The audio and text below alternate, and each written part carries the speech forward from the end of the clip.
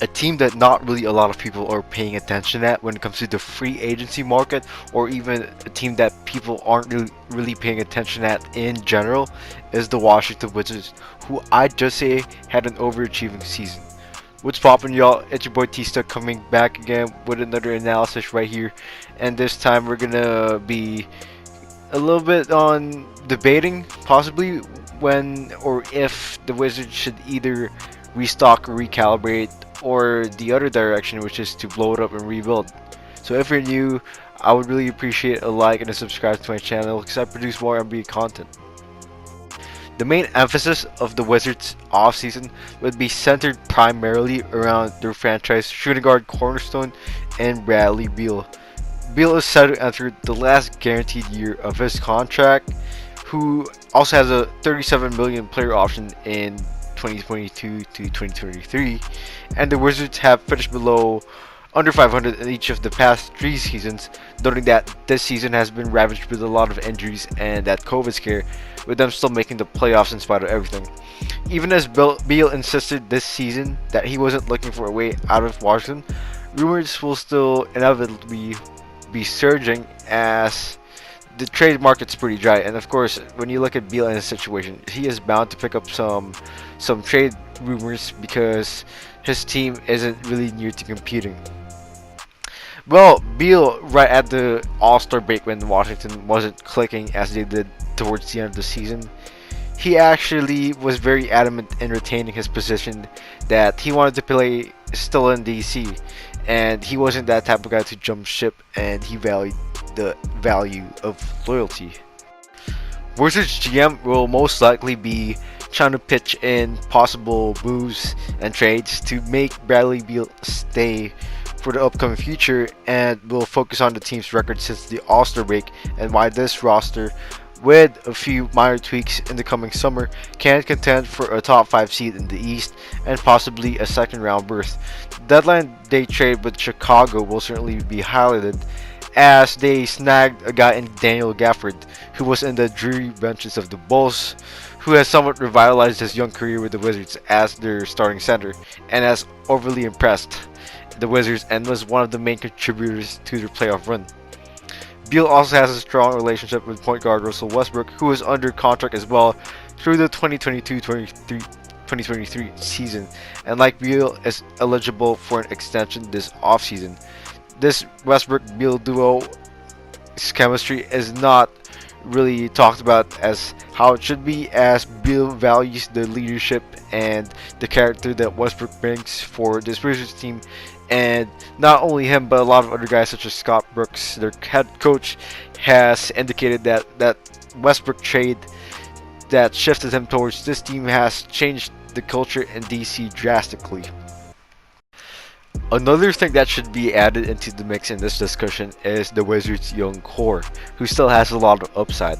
We just mentioned how Gafford has been monumental in the Wizards' late season success, but we should look at the developmental pieces they have in Rui Hachimura and Deni Avdia. Rui Hachimura has such high upside, high potential, and he has showed that in the playoffs with his versatility and his high improvement in the three-point shooting. And Deni Avdia, who is still somewhat of a project, as Scott Brooks isn't realistically using him in his fitted most position as a distributor, and he's just reducing him to a spot-up shooter.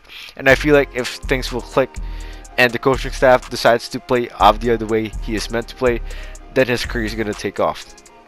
Speaking of coaching staff, another thing that the Wizards have to make as a high-stake decision is whether they want to renew Scott Brooks' contract.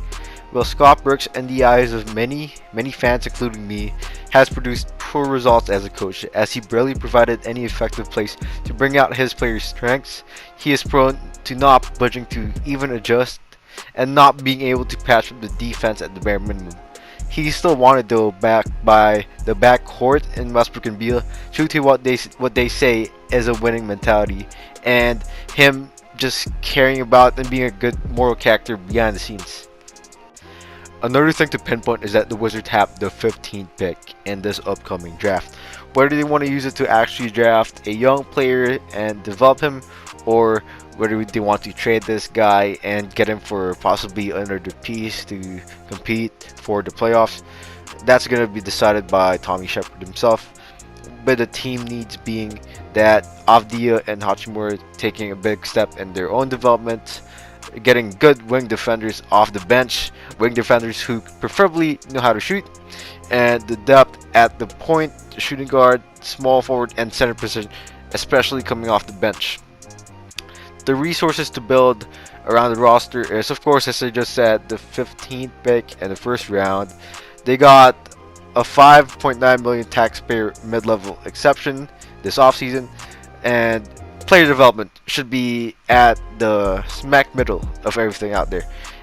With in terms of cash, they got 5.8 million to send or receive in a trade, so that's well worth noting as well. My opinion at first was that the safer choice for the Wizards is to head towards a rebuild. Granted that they have good young players to start a foundation with, and they could still get trade value within their 2 stars. And it wasn't like they're going to make the conference finals or anything.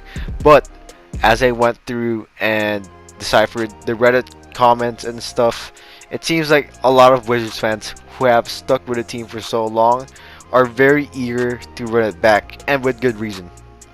Main arguments that stem from their belief is that they have seen this backcourt thrive when healthy, the high upside shown from the young core, and with the team technically overachieving by bouncing back and clinching a playoff spot with a depleted roster and COVID eruptions, as I mentioned earlier. This is counted as a win because at the initial stage of the season, the main goal was to primarily get into the playoffs, and they did just that in spite of everything that has occurred in the start of the season around October to December. Another element that was magnified was that the young core was able to attain valued playoff exposure, excluding Denny, who has went out with a season-ending injury in one of the earlier games in the regular season, and Beal's contract is ending in 1 year, so a lot of things could still happen in 1 year, whether they make big noises in the playoffs or they just make a massive trade to land another 3rd star, or if it's any of the other Wizards players making big leaps to make this a team a formidable threat in the future. This team will very likely not be a legitimate contender, but the Wizards have found themselves in this situation many times before, and choosing to rebuild was a massive gamble on their part, and it didn't reap towards proper rewards, mainly winning in the long term, as the Wizards as a franchise have been prone to losing for too long and cannot afford more 20-win seasons due to restructuring.